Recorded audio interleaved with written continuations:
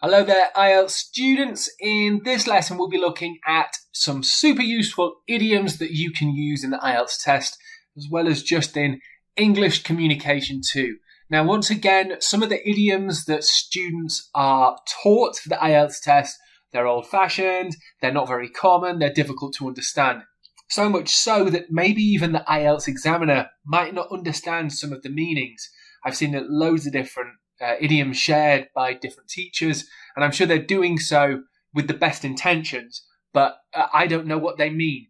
So in these next few lessons, I'm just going to share with you a few different idioms that I use naturally within conversation and that I think are quite useful in terms of using within the IELTS speaking test.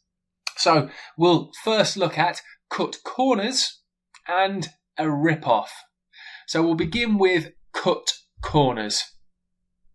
This basically means to do something, to do an action, to take action in the easiest or cheapest way. It can also mean you're trying to get a result a lot more quickly than you should. You're trying to finish something a lot quicker than really should be done. So cut corners, super useful within English communication. So let's see some examples from a common IELTS speaking topic. And at first we'll have environment. Of course, environment is a common topic across the whole IELTS test. So, example 1.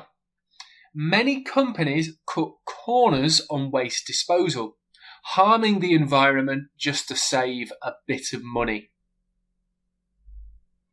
And our second example for environment. Some builders cut corners by using cheaper, non-sustainable materials when taking on a project.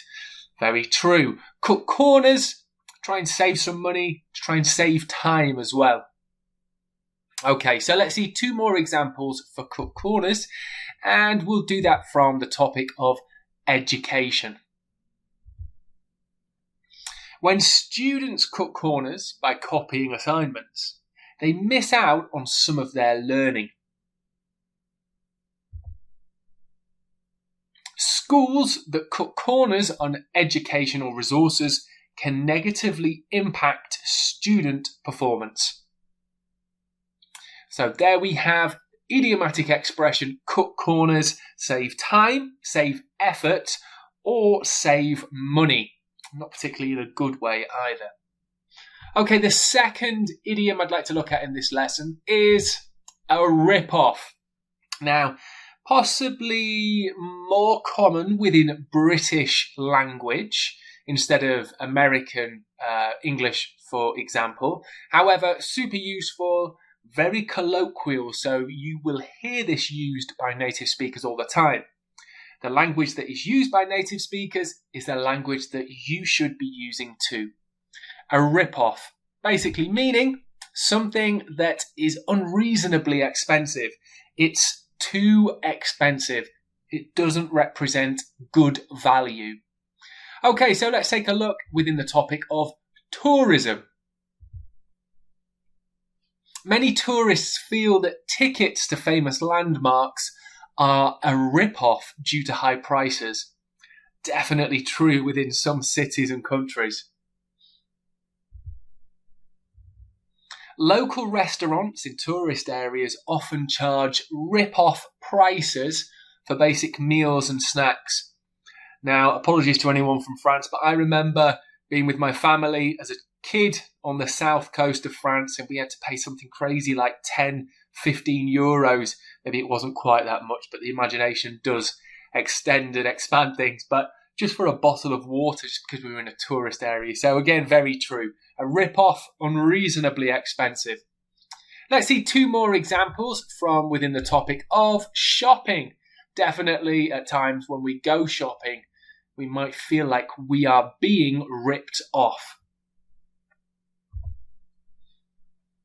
Designer clothes can be a rip-off, as you're often paying for the brand name more than anything.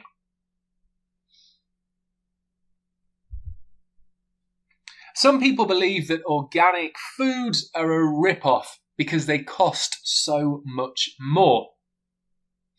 Okay, there we have a couple of idioms for you that I'm sure are going to be super useful. Do practice using them. As always, jump in the Q&A and give me some examples of your own versions of sentences with these idioms too.